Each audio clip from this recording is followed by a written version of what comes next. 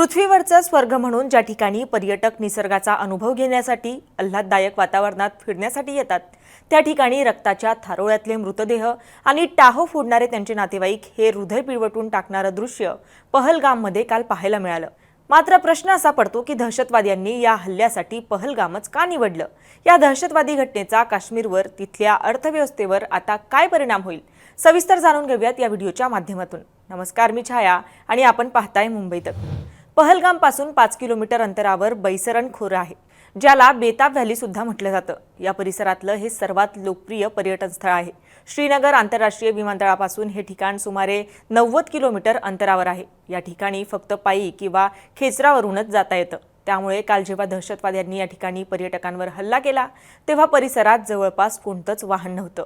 तिथे जाण्यासाठी अरुंद वाट असल्याने पर्यटकांना आडोशाला जाण्याची संधीही मिळाली नाही।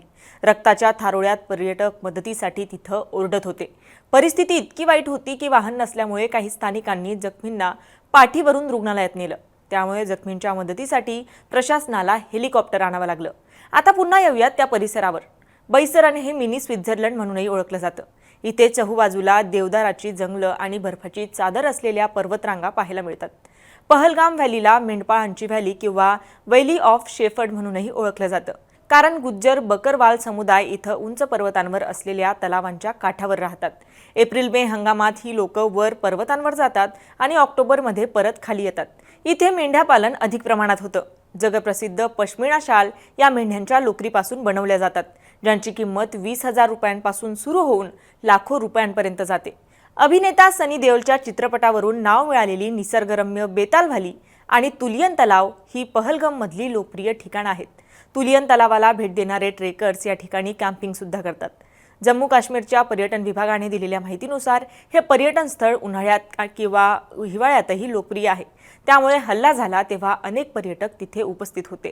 हा परिसर इतका सुंदर आहे की इथे अनेक बॉलिवूड चित्रपटांचं शूटिंगही झालंय। कश्मीर की कली, आरजू आणि सिलसिला असे बॉलिवूड चित्रपट इथं शूट करण्यात आले। आता या हल्ल्यानंतर त्या परिसरावर काय परिणाम होणार आहे? तर हल्ल्याच्या या घटनेमुळे पर्यटकांचा विश्वासच डगमगला नाहीये, तर खोऱ्याचा आर्थिक कणा म्हणून ओळखला जाणाऱ्या पर्यटन उद्योगालाही गंभीर संकटात टाकलंय। पर्यटकावर झाडलेली प्रत्येक गोळी काश्मीरची अर्थव्यवस्था अनेक वर्ष मागे खेचतीये। काश्मीरच्या उत्पन्नाच्या प्रमुख स्रोतांपैकी पर्यटनाचं विशेष महत्त्व आहे। काश्मीरचा वार्षिक पर्यटन उद्योग 12,000 कोटी रुपयांचा आहे। एका अभ्यासानुसार हा आकडा 2030 पर्यंत 25,000 कोटी ते 30,000 कोटी रुपयांपर्यंत वाढणार होता।